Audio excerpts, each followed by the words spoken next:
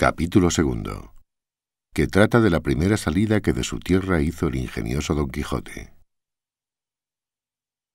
Hechas pues estas prevenciones, no quiso aguardar más tiempo a poner en efecto su pensamiento, apretándole a ello la falta que él pensaba que hacía en el mundo su tardanza, según eran los agravios que pensaba deshacer, tuertos que enderezar, sin razones que enmendar, y abusos que mejorar, y deudas que satisfacer. Y así, sin dar parte a persona alguna de su intención, y sin que nadie le viese, una mañana antes del día, que era uno de los calurosos del mes de julio, se armó de todas sus armas, subió sobre Rocinante, puesta su mal compuesta celada, embrazó su adarga, tomó su lanza, y por la puerta falsa de un corral salió al campo con grandísimo contento y alborozo de ver con cuánta facilidad había dado principio a su buen deseo. Mas apenas se vio en el campo cuando le asaltó un pensamiento terrible, y tal que por poco le hiciera dejar la comenzada empresa, y fue que le vino a la memoria que no era armado caballero, y que conforme a la ley de caballería, ni podía ni debía tomar armas con ningún caballero, y puesto que lo fuera, había de llevar armas blancas, como no ve el caballero, sin empresa en el escudo hasta que por su esfuerzo la ganase. Estos pensamientos le hicieron titubear en su propósito, mas pudiendo más su locura que otra razón alguna, propuso de hacerse armar caballero del primero que topase, a imitación de otros muchos que así lo hicieron, según él había leído en los libros que tal le tenían. En lo de las armas blancas, pensaba limpiarlas de manera, en teniendo lugar, que lo fuesen más que un armiño, y con esto se quietó y prosiguió su camino, sin llevar otro que aquel que su caballo quería, creyendo que en aquello consistía la fuerza de las aventuras. Yendo pues caminando nuestro flamante aventurero, iba hablando consigo mismo y diciendo: ¿quién duda sino que en los venideros tiempos, cuando salga a luz la verdadera historia de mis famosos hechos,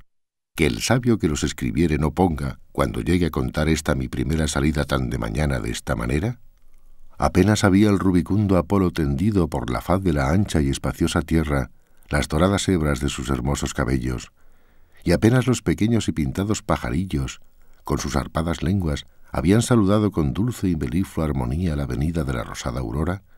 que dejando la blanda cama del celoso marido, por las puertas y balcones del manchego horizonte a los mortales se mostraba, cuando el famoso caballero Don Quijote de la Mancha, dejando las ociosas plumas, subió sobre su famoso caballo Rocinante, y comenzó a caminar por el antiguo y conocido campo de Montiel, y era la verdad que por él caminaba, y añadió diciendo: «Dichosa edad y siglo dichoso, aquel a donde saldrán a luz las famosas hazañas mías, dignas de entallarse en bronces, esculpirse en mármoles y pintarse en tablas para memoria en lo futuro. Oh tú, sabio encantador, quien quiera que seas, a quien ha de tocar el ser cronista de esta peregrina historia, ruégote que no te olvides de mi buen Rocinante, compañero eterno mío en todos mis caminos y carreras». Luego volvía diciendo como si verdaderamente fuera enamorado: «Oh princesa Dulcinea, señora de este cautivo corazón, mucho agravio me habedes fecho en despedirme y reprocharme con el riguroso afincamiento de mandarme no parecer ante la vuestra fermosura.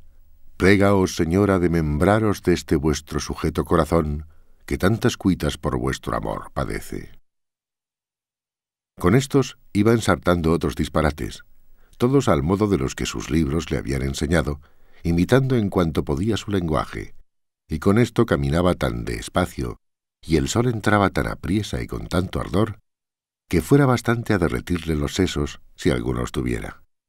Casi todo aquel día caminó sin acontecerle cosa que de contar fuese, de lo cual se desesperaba, porque quisiera topar luego con quien hacer experiencia del valor de su fuerte brazo. Autores hay que dicen que la primera aventura que le avino fue la del Puerto Lápice. Otros dicen que la de los molinos de viento. Pero lo que yo he podido averiguar en este caso, y lo que he hallado escrito en los anales de la Mancha, es que él anduvo todo aquel día, y al anochecer su Rocín y él se hallaron cansados y muertos de hambre, y que mirando a todas partes por ver si descubriría algún castillo o alguna majada de pastores donde recogerse, y a donde pudiese remediar su mucha necesidad, vio no lejos del camino por donde iba una venta, que fue como si viera una estrella que no a los portales, sino a los alcázares de su redención le encaminaba. Dióse priesa a caminar, y llegó a ella a tiempo que anochecía. Estaban acaso a la puerta dos mujeres mozas, de estas que llaman del partido, las cuales iban a Sevilla con unos arrieros que en la venta aquella noche acertaron a hacer jornada.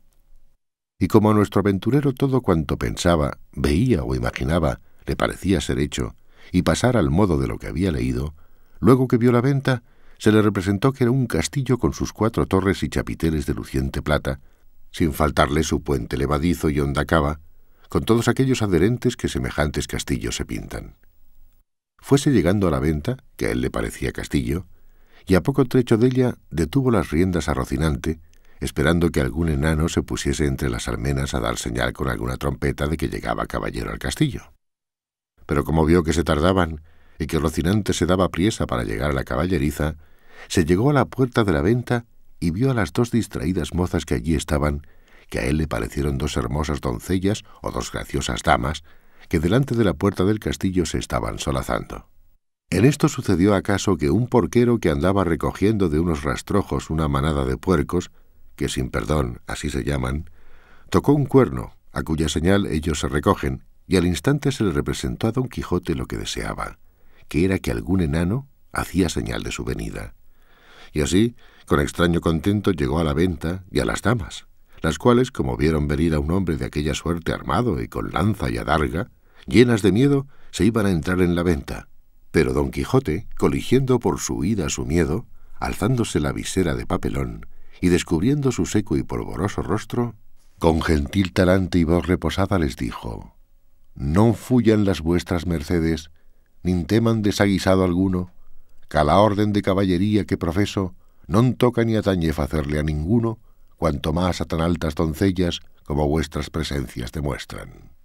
Mirábanle las mozas y andaban con los ojos buscándole el rostro que la mala visera le encubría. Mas como se oyeron llamar doncellas, cosa tan fuera de su profesión, no pudieron tener la risa, y fue de manera que Don Quijote vino a correrse y a decirles: «Bien parece la mesura en las fermosas, y es mucha sandez además la risa que de leve causa procede. Pero non vos lo digo porque os acuitedes ni mostredes mal talante, que el mío non es del que de serviros. El lenguaje no entendido de las señoras y el mal talle de nuestro caballero acrecentaban en ellas la risa y en él el enojo, y pasara muy adelante si a aquel punto no saliera el ventero, hombre que por ser muy gordo era muy pacífico, el cual, viendo aquella figura contrahecha, armada de armas tan desiguales como eran la brida, lanza, adarga y coselete, no estuvo en nada en acompañar a las doncellas en las muestras de su contento. Mas, en efecto, temiendo la máquina de tantos pertrechos, determinó de hablarle comedidamente, y así le dijo: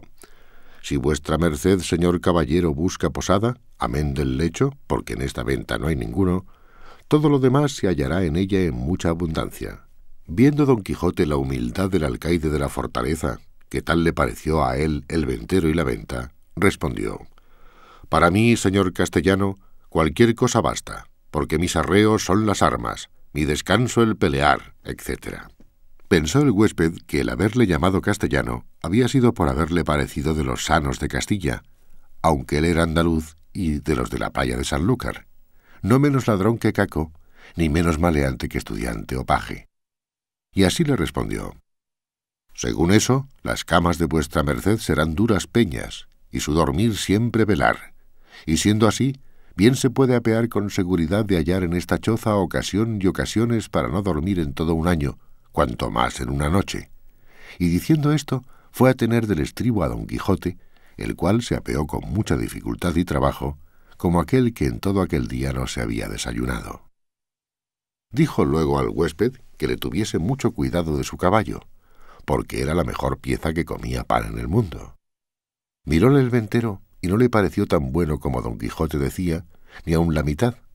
y acomodándole en la caballeriza, volvió a ver lo que su huésped mandaba, al cual estaban desarmando las doncellas, que ya se habían reconciliado con él, las cuales, aunque le habían quitado el peto y el espaldar, jamás supieron ni pudieron desencajarle la gola, ni quitarle la contrahecha celada, que traía atada con unas cintas verdes, y era menester cortarlas por no poderse quitar los ñudos. Mas él no lo quiso consentir en ninguna manera, y así se quedó toda aquella noche con la celada puesta, que era la más graciosa y extraña figura que se pudiera pensar. Y al desarmarle, como él se imaginaba que aquellas traídas y llevadas que le desarmaban eran algunas principales señoras y damas de aquel castillo, les dijo con mucho donaire: «Nunca fuera caballero de damas tan bien servido como fuera Don Quijote cuando de su aldea vino. Doncellas curaban d'él, princesas de su rocino, o Rocinante, que este es el nombre, señoras mías, de mi caballo, y Don Quijote de la Mancha, el mío, que puesto que no quisiera descubrirme fasta que las fazañas fechas en vuestro servicio y pro me descubrieran, la fuerza de acomodar al propósito presente este romance viejo de Lanzarote ha sido causa que sepáis mi nombre antes de toda sazón, pero tiempo vendrá en que las vuestras señorías me manden y yo obedezca, y el valor de mi brazo descubra el deseo que tengo de serviros». Las mozas, que no estaban hechas a oír semejantes retóricas, no respondían palabra, solo le preguntaron si quería comer alguna cosa. «Cualquiera llantaría yo», respondió Don Quijote, «porque a lo que entiendo me haría mucho al caso». A dicha acertó a ser viernes aquel día, y no había en toda la venta sino unas raciones de un pescado que en Castilla llaman abadejo, y en Andalucía bacallao, y en otras partes curadillo, y en otras truchuela. Preguntáronle si por ventura comería su merced truchuela, que no había otro pescado que darle a comer. «Como haya muchas truchuelas», respondió Don Quijote, «podrán servir de una trucha, porque eso se me da que me den 8 reales en sencillos que una pieza de a 8.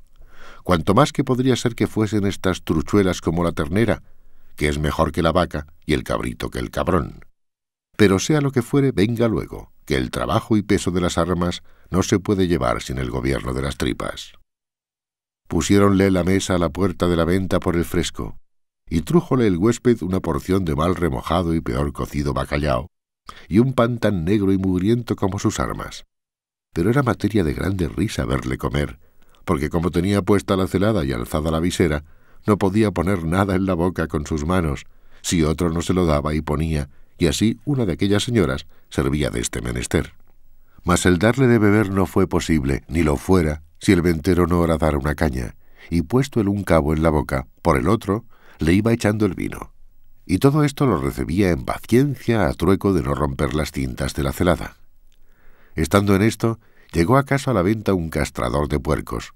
y así como llegó, sonó su silbato de cañas 4 o 5 veces, con lo cual acabó de confirmar Don Quijote que estaba en algún famoso castillo, y que le servían con música, y que el abadejo eran truchas, el pan candial y las raberas damas, y el ventero castellano del castillo, y con esto daba por bien empleada su determinación y salida. Mas lo que más le fatigaba era el no verse armado caballero, por parecerle que no se podría poner legítimamente en aventura alguna sin recibir la orden de caballería.